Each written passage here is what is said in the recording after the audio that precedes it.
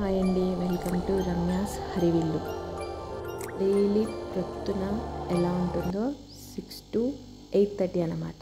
నేను ఈరోజు అన్ని పుదీనాకి సంబంధించిన ఐటమ్స్ చేశాను. పుదీనా పచ్చడి, పుదీనా రైస్ అండ్ ఊతప్పం. ఊతప్పం అనేది పుదీనాది కాదనుకోండి, ఇవి రెండు అయితే పుదీనావి చేశాను. సో పచ్చడికి ఫస్ట్ మనం పల్లీలు మంచిగా సిమ్లో వేయించుకోవాలి. ఆ పొట్టు ఊడొస్తుంది కదా, అంత వరకు వేయించుకుంటే మనకు సరిపోతుంది. నెక్స్ట్ మళ్ళీ ప్యాన్లో ఆయిల్ వేసుకొని మిర్చి మంచిగా వేగుతుంది అన్నాక కొంచెం జీలకర్ర అండ్ మనం తీసుకున్న పుదీనా కొత్తిమీర వేసుకొని మంచిగా ఇట్లా అంటే దాంట్లో తడిపోయి పొడి పొడిగా అయ్యేలాగా ఆకులని వేయించుకోవాలన్నమాట.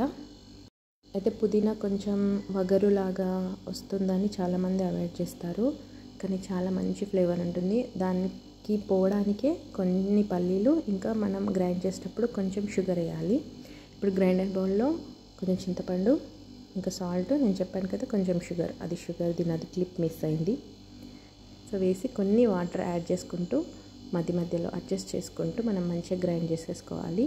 పోపు కోసం మళ్ళీ అదే గిన్నెలో కొంచెం ఆయిల్ వేసుకొని ఆవాలు, ఎండుమిర్చి, నెక్స్ట్ హింగ్ అంటే ఇంగువ వేసుకొని కలర్ కోసం పసుపు వేసుకోవాలి.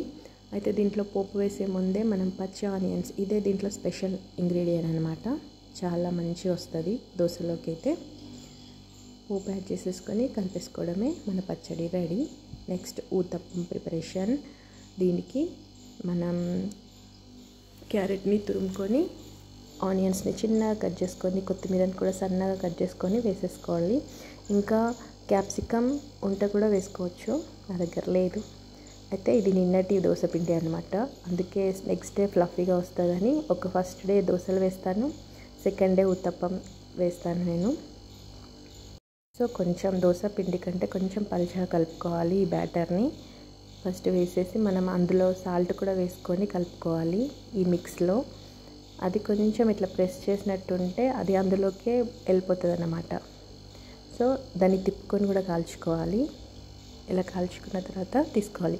అయితే నా పెనం పెద్దగా ఉందని పిల్లలకి ఒకటేసారి 4 వేసేసాను చిన్నగా. Rice preparation.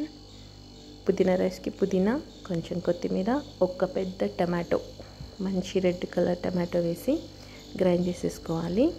ఇప్పుడు నేను కుక్కర్లో చేస్తున్నాను. కుక్కర్లో హోల్ గరం మసాలా లైట్గా వేస్తున్నా, పిల్లల లంచ్ బాక్స్కి కాబట్టి.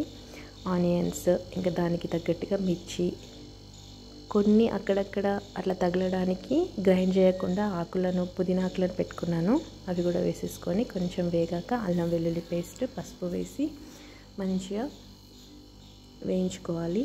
ఇప్పుడు గ్రైండ్ చేసుకున్న పుదీనా టమాటాది మిక్స్ ఉంది కదా, అది వేసి మంచిగా వేయించాలి. కొంచెం ఆయిల్ తేలినాక మనం నానబెట్టుకున్న రైస్ వేసుకొని ఆ మాయిశ్చర్ అంతా పోయేలాగా కొంచెం సేపు, ఒక 2 minutes అంతే, అలా మళ్ళీ రైస్ విరగకుండా కలుపుకోవాలి.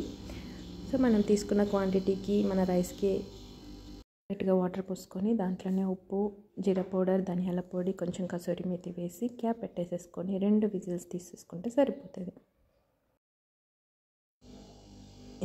మంచిగా పైనకు వచ్చేస్తుంది అన్నమాట. అయితే మనం ఒక్కసారి తీసి మాయిశ్చర్ ఉంటుంది కదా, ఒక 2 minutes తర్వాత కింది నుండి పైకి మంచిగా పుదీనా ఫ్లేవర్ అంతా పట్టేలాగా కలుపుకుంటే పుదీనా రైస్ రెడీ. చాలా బాగుంటుంది, చాలా అంటే చాలా.